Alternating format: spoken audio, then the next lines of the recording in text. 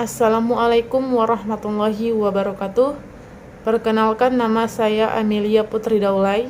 Di sini saya akan menjelaskan tentang pengenalan hadis tematik. Yang pertama ada konsep dasar hadis tematik. Hadis merupakan sumber hukum Islam kedua setelah Al-Quran, sehingga eksistensinya tidak diragukan lagi. Pembahasan mengenai hadis pun cukup beragam dan penting untuk dipelajari. Salah satunya mengenai hadis tematik. Hadis tematik atau disebut juga madhui secara berasal dari kata maudhu' yang merupakan isim ma'fu yang kata wa'da, yang artinya masalah atau pokok permasalahan.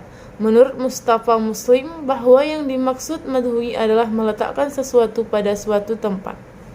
Menurut Al-Farmawi, sebagaimana dikutip oleh Mauzuddin dalam bukunya Metodologi Pemahaman Hadis, disebutkan bahwa metode madhui adalah pengumpulan hadis-hadis yang terkait dengan satu topik atau suatu tujuan, kemudian disusun sesuai dengan asbab al-wurud, yang pemahamannya yang disertai dengan penjelasan, pengungkapan, dan penafsiran tentang masalah tertentu.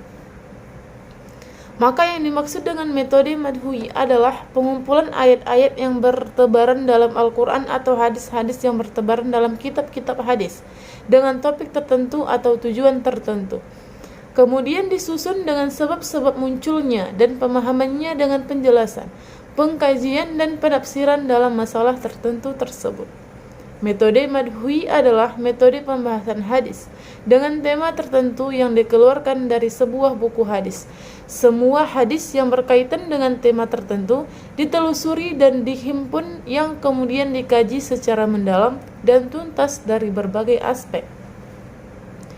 Dan yang kedua ada langkah-langkah pengkajian hadis dan metode tematik. Ini antara lain dapat dilakukan dengan: pertama, menentukan tema atau masalah yang akan dibahas. Yang kedua, menghimpun atau mengumpulkan hadis-hadis yang terkait dalam satu tema, baik secara lafal maupun secara makna melalui kegiatan tahris al-hadis.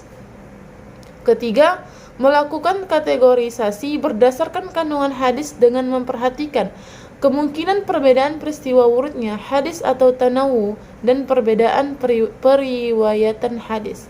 Keempat, melakukan kegiatan iktibar dengan melengkapi seluruh sanad. Kelima, melakukan penelitian sanad yang meliputi penelitian kualitas pribadi perawi, kapasitas intelektualnya, dan metode periwayatan yang digunakan.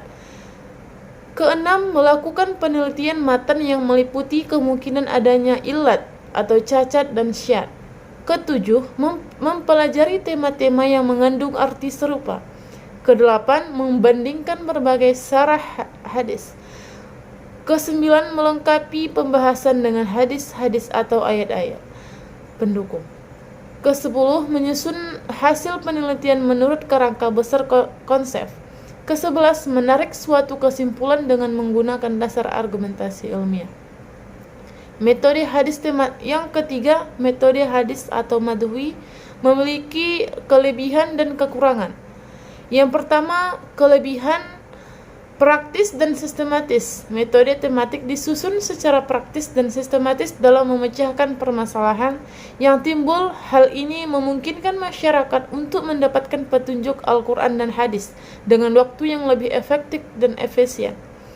Kedua, dinamis. Metode tematik membuat tafsir Al-Quran dan hadis selalu dinamis sesuai dengan tuntunan zaman, sehingga masyarakat akan terasa bahwa Al-Quran dan hadis selalu aktual, tak pernah ketinggalan zaman, dan mereka tertarik untuk mengamalkan ajaran-ajarannya. Meski tidak mustahil hal ini didapatkan dari ketiga metode yang lain. Ketiga, membuat pemahaman menjadi utuh. Dengan ditetapkannya tema tertentu, maka pemahaman kita terhadap hadis Nabi Shallallahu Alaihi Wasallam menjadi utuh. Kita hanya perlu membahas segala aspek yang berkaitan dengan tema tersebut tanpa perlu membahas hal-hal di luar tema yang ditetapkan.